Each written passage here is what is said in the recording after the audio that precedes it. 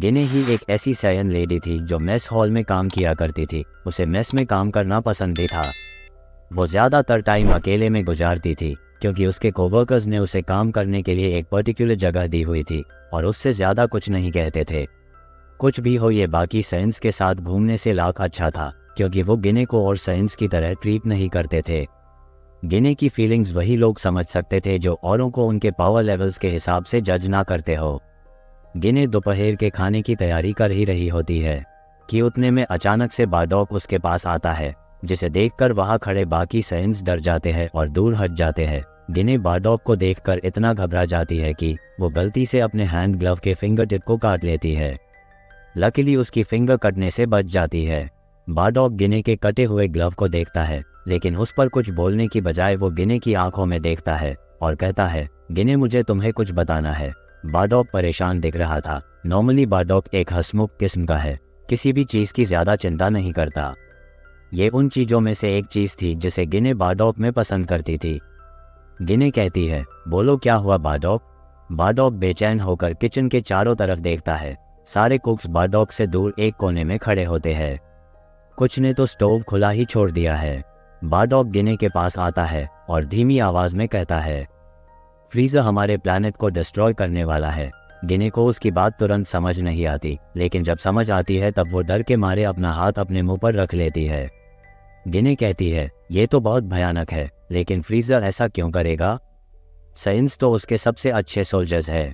बारडॉग गिने के सवाल का जवाब देने के बजाय शॉक फेस बना लेता है और कहता है, क्या तुम्हें मुझ पर भरोसा है?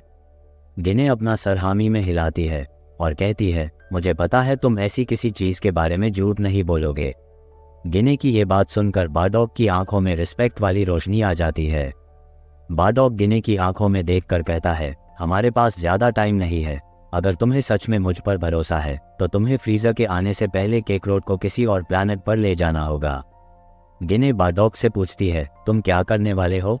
बारडॉग गिने के सवाल का जवाब मुस्कुराहट के साथ देता है और कहता है, मैं जाऊंगा फ्रीज़र से फाइट करने। गिने बिना कुछ कहे स्माइल करती है। गिने की स्माइल सैडनेस में बदलती है और वो कहती है, यहाँ से जाने के बाद मुझे क्या करना चाहिए? बारडॉग अपना कंधा उचकाते हुए कहता है, तुम जो चाहो वो करो, मुझे परवाह नहीं। गिने को बारडॉग की ये बात काफ़ी चुभती है, लेकिन वो इसे इग्नोर करती है। गिने बारडॉग के निकलने से पहले कहती है, अपना ध्यान रखना, लेकिन बारडॉग उसकी बात का कोई जवाब दिए बगैर सीधा चला जाता है। गिने अपने डरे हुए कोवर्कर्स पर एक नज़र डाले बगैर अपने ग्लव्स को निकालती है और किचन से बाहर निकल जाती है और मेन कॉम्प्लेक्स के भूल भुलैया जैसे रास्ते से नर्सरी की तरफ बढ़ती है। जब गिने नर्सरी पहुंच जाती है तब वो जल्दी जल्दी केकरोड को ढूंढना शुरू करती है। गिने के लिए केकरोड को पहचानना आसान था क्योंकि वो बहुत हद तक बारडॉग की तरह दिखता था। इसके अलावा वो जोर जोर से सांस ले रहा था, जिसके रिस्पॉन्स में उसके बगल वाला बेबी चिल्ला रहा था, रो रहा था। जैसे ही गिने ने अपने बेबी को उठाया वो शांत हो गया। इतने टेंशन के बावजूद गिने अपने बेटे को देख मुस्कुराए बिना रह नहीं सकी। सालों से ज़्यादा रिस्पेक्ट ना मिलने की वजह से गिने ये सीख चुकी थी कि कैसे लोगों से दूर रहा जाए बिना उनके अटेंशन को अट्रैक्ट किए।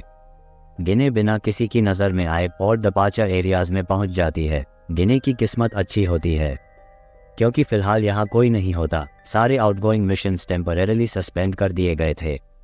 गिने ये समझ चुकी थी कि इसकी वजह क्या है। गिने को एक पोर्ट मिलता है जिसमें एक प्लैनेट की डेस्टिनेशन ऑलरेडी प्रोग्राम थी। ये प्लैनेट इतना वीक था कि किसी को भी इस मिशन पर शक ना हो। गिने सोचती है, शायद ये पॉड केकरोड के लिए ही है और वो उसे पॉड में बैठा देती है और पीछे हट जाती है। गिने पॉड का बटन दबाने की कोशिश करती है, लेकिन वो दबा नहीं पाती और याद करती है कैसे रैडिट्स को इन्फेंट मिशन के लिए छोड़ा गया था और आज उसे भी अपने बच्चे को छोड़ना पड़ रहा है, लेकिन डिफरेंट सिचुएशन में। रैडिट्स कुछ ही महीनों में बड़ा और ज़्यादा स्ट्रांग होकर वापस आ गया था, लेकिन अगर बारडॉग सही है तो केकरोड कभी वापस नहीं आएगा। अगर केकरोड लकी रहा तो उसे कोई अर्थवासी पाल लेगा और शायद ये बड़ा होकर सारे अर्थवासियों को मार देगा। ये सोचते हुए गिने के आंसू निकलने लगते हैं। मेरा बेटा कौन सी जिंदगी जिएगा? क्या वो सिर्फ एक खूनी के नाम से जाना जाएगा? ज़्यादा से ज़्यादा वो अपनी ज़िंदगी एक जंगली जानवर की तरह जिएगा। और सबसे बुरा क्या होगा? फ्रीज़र उसे ढूंढ लेगा और मार देगा। अब पोर्ट में बैठा केकरोड बहुत ज़ोर ज़ोर से रोना शुरू करता है उसे ऐसे रोते देख बिना कुछ सोचे गिने पॉड के पास जाती है। तभी केकरोट गलती से पॉड के दरवाजे का इंटरनल बटन दबा देता है।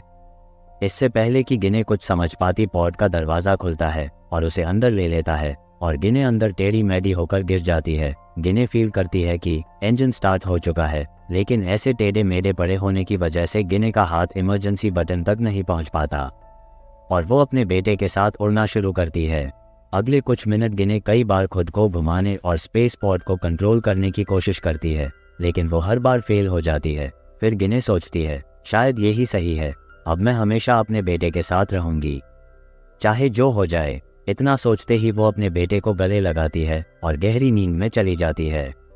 अब कहानी आगे जाती है और हम गोहान को देखते हैं, जो हर दिन आफ्टरनून वॉक पर निकलता था।